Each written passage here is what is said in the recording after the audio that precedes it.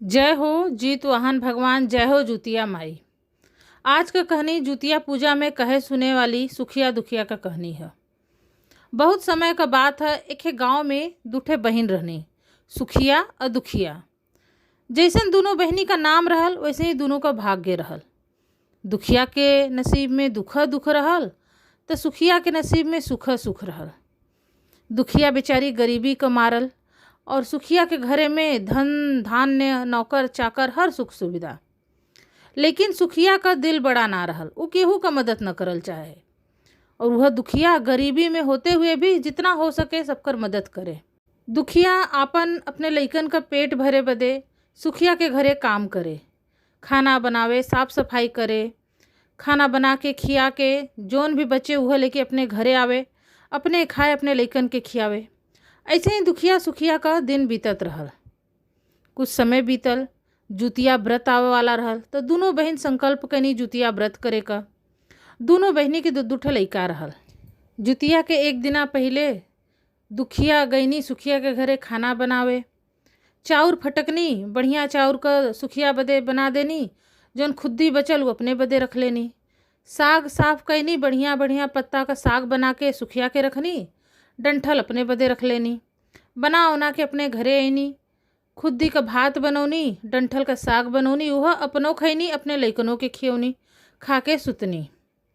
जब आधी रात बीतल तो दुखिया का दरवाज़ा केहू पीटे लगल। दुखिया का नींद टूटल, पुछलस के है इतना राती के। तो बहरे से आवाज़ आयल कि हम है बिटिया।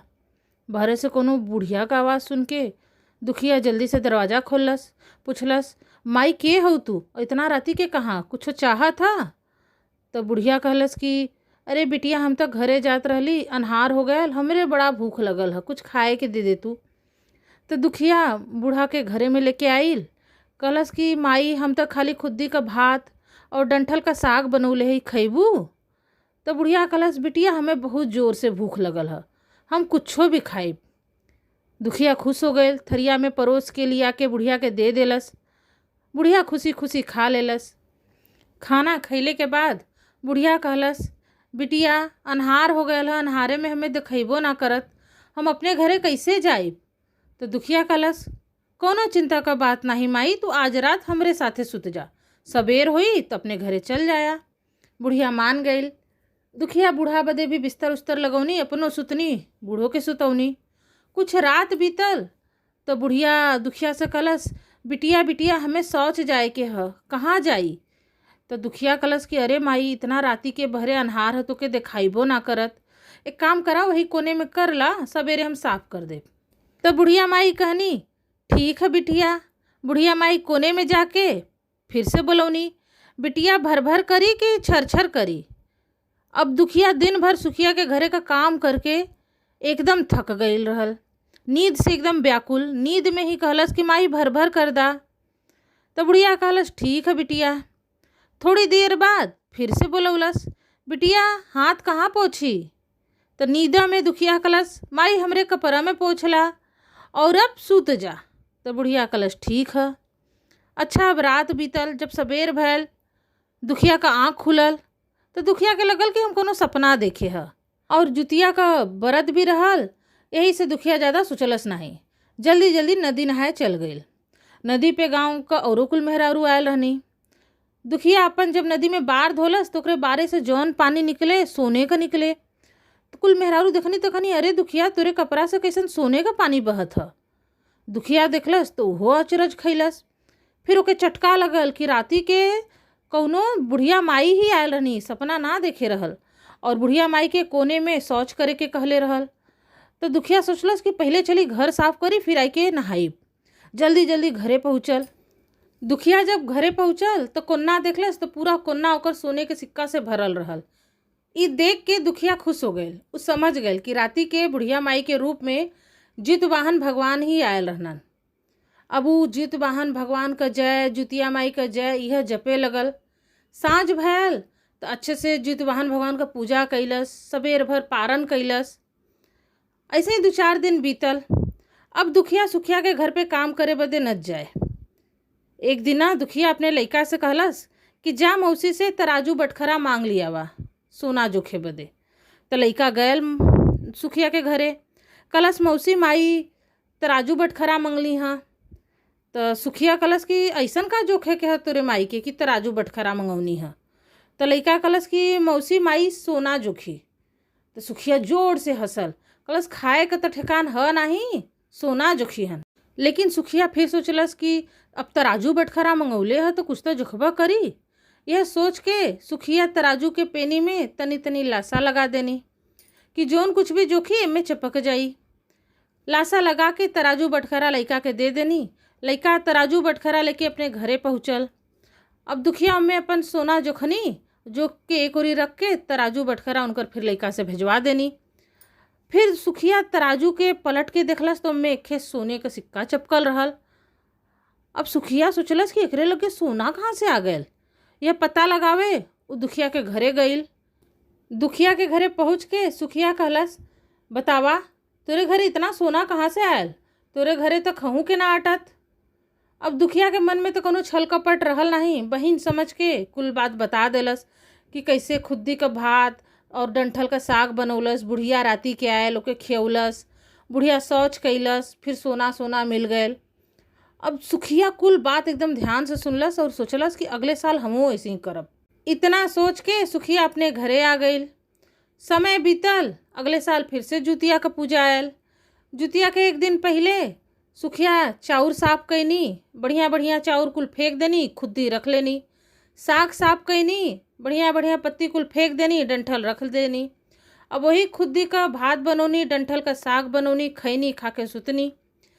जब आधा रात बीतल तो केहू दरवाजा पिटलस। सुखिया खुश हो गई, पूछलस के हा। तब बहरे से आवाज आयल, हम है बिटिया। बुढ़िया माई का आवाज़ सुन के सुखिया खुश हो गई, जल्दी से उठ के दरवाज़ा खोललस। फिर कहलस, बुढ़िया माई तू के हो, इतना राती के कुछो चाही का।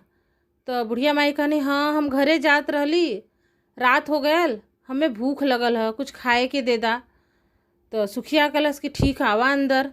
अंदर लिया के गईल, कहलस कि बुढ़िया माई हम खुद्दी का भात और डंठल का साग बनौले हो, खैबू। तो बुढ़िया माई कहनी, हाँ हमरे भूख लगल, हम खा लेब। सुखिया गईल, थरिया में खुद्दी का भात डंठल का साग लिया के दे देलस, बुढ़िया खा लेलस। तो फिर बुढ़िया माई कहनी, अब अन्हार हो गल, हमरे अन्हारे में दिखेबो ना करत, हम कैसे घरे जाइब। तो सुखिया कहलस, कोनो बात नहीं बुढ़िया माई, तू आज हमरे लगे सुत्ता, सवेर होई तो चल जाए। तो बुढ़िया कहलस, ठीक है बिटिया। दोनों जनी सुतनी। कुछ रात बीतल तो बुढ़िया कहलस, ए बिटिया हमें शौच जाए के है, बतावा कहाँ जाई। तो सुखिया कहलस कि अरे माई अन्हार हो गया, कहाँ जइबू, जा वही कोने में कर ला। तो बुढ़िया कहलस, ठीक है बिटिया। थोड़ी देर बाद फिर से बोललस, बिटिया भर भर करी कि झरझर करी। अब सुखिया के याद न आवत रहल कि दुखिया का कहले रहल। भर भर कहलस कि झरझर कहलस। यही से उ कहलस कि माई झरझर कर दा। बुढ़िया कहलस, ठीक है बिटिया। थोड़ी देर बीतल तो फिर कहलस कि बिटिया हाथ कहाँ पोछी। तो सुखिया कहलस कि माई कपारे में पोछला हमरे, और सुत जा। तो बुढ़िया कहलस, ठीक है बिटिया। अब सुखिया के कपारे में हाथ पोछ देलस। ओकरे बाद सुतल। रात बीतल। जब सवेर भयल, सुखिया का आँख खुलल तो देखत बा कि ओकरे कपारे में से मारे बदबू आवत बा, पूरा घर में गंदगी फैलल बा, पूरा घर बदबू से भरल बा। ई देख के सुखिया के बहुत गुस्सा आयल कि जरूर दुखिया हमसे झूठ कहले रहल, नहीं तो ओके सोना मिलल और हमें इतना गंदगी कैसे मिल गई। इतना सोच के सुखिया सीधे दुखिया के घरे गईल। गुस्से में कहलस, तू हमरे साथे ऐसन काहे कइलू। तो दुखिया के तो कुछ समझ में ना आयल। कहलस, पहले शांति से बतावा तो का भयल। तो सुखिया बतावे लगल कि ए साल हमहू डंठल का साग बनौली, खुद्दी का भात बनौली, हमरो घरे राती के बुढ़िया माई अइनी, उनके खियौली सुतौली। राती के जब उनके शौच आयल तो कहली हम कि झरझर करला, उ कैनी, हमरे कपारे में हाथ पोछनी। लेकिन हमरे घरे में तो कौनो सोना ना है, जा देखा हमरे घर में पूरा गंदगी भरल है। सुखिया का कुल बात सुन के दुखिया कहलस, अरे बहिन लेकिन हम तो बुढ़िया माई के भर भर कहले रहली, तू झरझर काहे कहलू, यही से तोके सोना ना मिलल।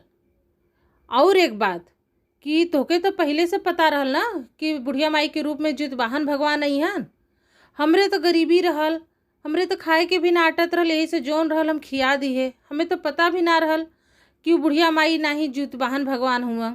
लेकिन तोके तो भगवान कुल देले बान, इतना धन्य धान्य भरल बा तोरे घरे में, और तू पहले से जानत रहलू कि जित वाहन भगवान आवे वाला हुआ, तब्बो तू उनके खुद्दी का भात और डंठल का साग खियौलू। बतावा कितना लालच तोरे अंदर भरल बा। दुखिया का बात सुन के सुखिया का एकदम जी लजा गल। ओके अपने भूल का एहसास भैल। ओके समझ में आ गल कि लालच बहुत बुरी बला होले। यही से अब भविष्य में कभी दोबारा लालच न करब, ये बाती को संकल्प लेलस। यही के साथे सुखिया और दुखिया का कहानी ख़त्म हो गई। अगर आप लोग के ये कहानी पसंद आवल हो तो हमारे चैनल के सब्सक्राइब जरूर करें, लाइक शेयर जरूर करें। धन्यवाद। राधे राधे।